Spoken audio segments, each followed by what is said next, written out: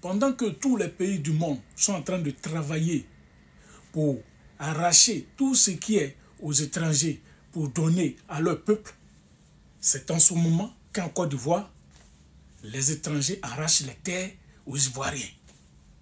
Et les Ivoiriens n'ont pas de protecteur. Je l'ai déjà dit dans une de mes vidéos. Les Ivoiriens n'ont personne pour les protéger. Voilà pourquoi je vais toujours revenir sur cette affaire de les États-Unis. Ils disent que tant que tu n'es pas né sur leur sol, tu ne peux pas être président. Et dans tous les pays, il y a des lois comme ça.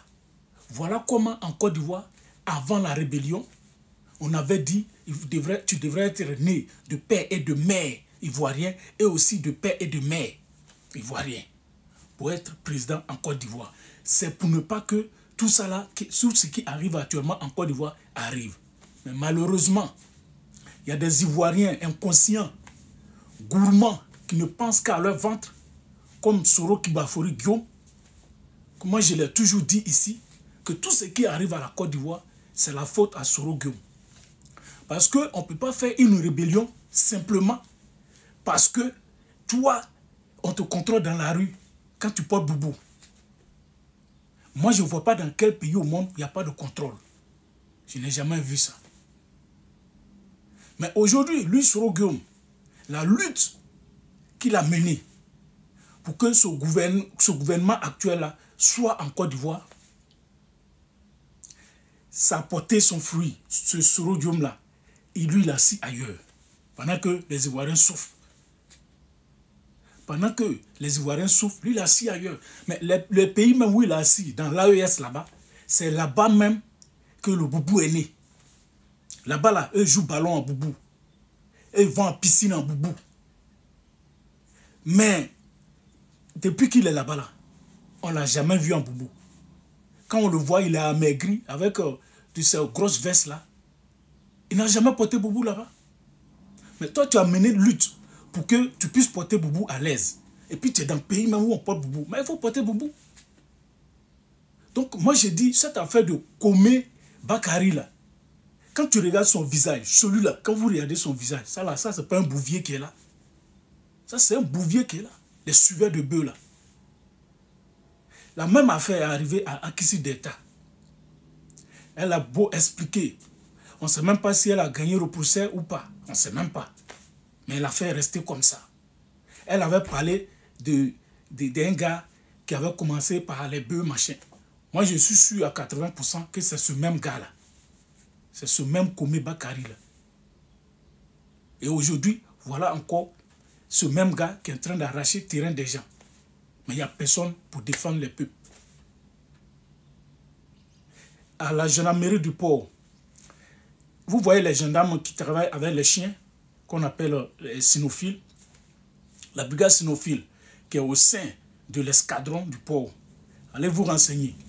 Le CB de cette brigade, de la brigade cynophile, les gendarmes qui travaillent avec les chiens, l'ancien CB qui est parti à la retraite, je crois, c'est en 2018 ou 2019 là-bas, il est parti à la retraite. Mais le monsieur, il s'est débrouillé. J'ai dit ici que quand vous prenez 100 gendarmes, c'est peut-être 10 qui vont arriver à construire une maison de retraite. Mais le monsieur s'est battu toute sa vie.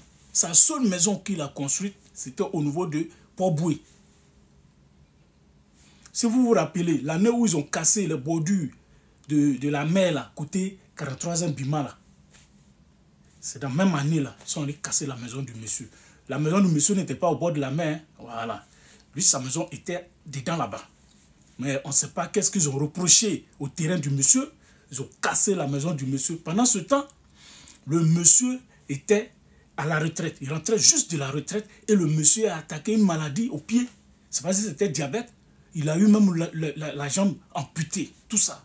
Malgré sa maladie, tout ça là, il n'a pas été dédommagé. On lui a cassé sa maison.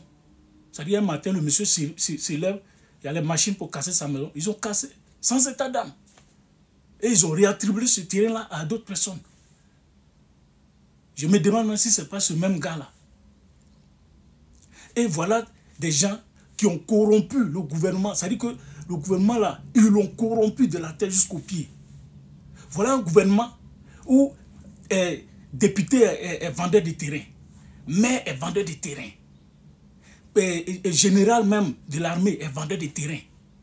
On ne sait même pas qui fait quoi. Pourtant, eux-mêmes n'ont même pas de village. Hein. Ils n'ont même pas de village en Côte d'Ivoire. Mais c'est eux qui vendent terrain. Tous ceux que vous voyez, ils vendent terrain en Côte d'Ivoire. Ils n'ont pas de village là-bas. Mais c'est eux qui vendent terrain aux gens. Ils peuvent vendre un seul terrain à 10 personnes. Ils vendent un seul terrain. Parce que la plupart des vendeurs de terrain en Côte d'Ivoire, c'est les Burkinabés. Il faut dire des choses par leur nom. Mais aujourd'hui, ou dans eux-mêmes, leur pays là-bas, que ce soit Mali, Niger, Burkina, ils sont en train de lutter contre les étrangers et ils ne cachent même pas le mot. Ils parlent d'étrangers. Voilà. Aujourd'hui, là, tu n'es pas burkinabé 100%, tu ne peux pas acheter terrain au Burkina. Tu n'es pas malien 100%, tu ne peux pas acheter de terrain au Mali. Tu n'es pas nigérien 100%, tu ne peux pas acheter de terrain au Niger. Et ceux même qui avaient déjà eu par le passé, tous ceux-là, ils sont expropriés. Mais c'est là, nous, en Côte d'Ivoire, vous continuez de donner nos terrains gratuitement aux Maliens, aux Burkinabés et autres. On ne comprend pas. On ne comprend pas. Est-ce qu'on aura quelqu'un même qui va venir vraiment lutter pour les Ivoiriens? Est-ce qu'on aura cette personne? Mais c'est grave. Parce que de la manière, le mal est ancré dans notre moelle épinière. Le mal est ancré dans la moelle épinière du gouvernement actuel. Mais je me demande s'il y aura quelqu'un, un Ivoirien, pour venir quand même lutter pour les Ivoiriens. On ne sait pas. On ne sait pas. Mais moi, je vais dire à tous ces gens-là, vous pouvez faire souffrir le peuple comme vous voulez. Mais un jour viendra, on aura un bon Ivoirien qui va venir arracher tout ça là pour redonner aux Ivoiriens. Et c'est ce qui est la vérité. Pendant que aux États-Unis, en Floride, ils sont en train de voter loi contre les immigrants qui vont commettre des fautes, ça va jusqu'à même à la peine de mort. Mais c'est pendant ce temps-là, nous, les étrangers, nous arrachent nos terrains, nous arrachent nos plantations, nous arrachent nos maisons en Côte d'Ivoire. Et ce monsieur que vous voyez là, ils l'ont tellement rendu puissant que le monsieur est capable de prendre machine, aller casser ta maison tout de suite et puis ça ne va pas quelque part. Moi, je vivais à Bobo-Baoulé, près de l'école primaire publique là, d'Abobo-Baoulé. Pour ceux qui connaissent, vers terminus de bus là. Mais on était à la maison une fois, et puis dans les années, je crois 2017 là-bas, ou bien 2000 combien, on attend des coups de fusil. On vient vers là, dans l'école là, on arrive, voilà des Libanais qui sont venus à une machine. Ils sont en train de casser l'école, école publique. École publique, hein. Ils sont en train de casser. Ils ont commencé par les clôtures. Le gars dit que lui, il a acheté le coin. Mais comment dans un pays on peut être... Quand même, vous êtes sûr que si vous êtes ivoirien, vous pouvez, comme on dit même, vous pouvez accepter ces genres d'agissement. Mais comment je vois ça là, mon cœur saigne. Et c'est la population. Et puis il est venu en même temps, ces machines, et puis les corps habillés, avec même les gendarmes dedans. C'est comme ça la population. Ça dit pas question. Les gens d'Abobo-Baoulé, ils ont dit quoi? C'est que vous allez marcher sous nos corps. C'est comme ça, ils avaient quand même cassé une partie de la clôture. Et moi, jusqu'en 2019, la clôture était toujours cassée. On n'avait pas encore réparé la clôture. C'est-à-dire que voilà un étranger qui prend machine avec des corps habillés de ce pays, il vient casser une école publique. Vous-même, vous ne construisez pas école, mais vous venez casser ce qui existe déjà.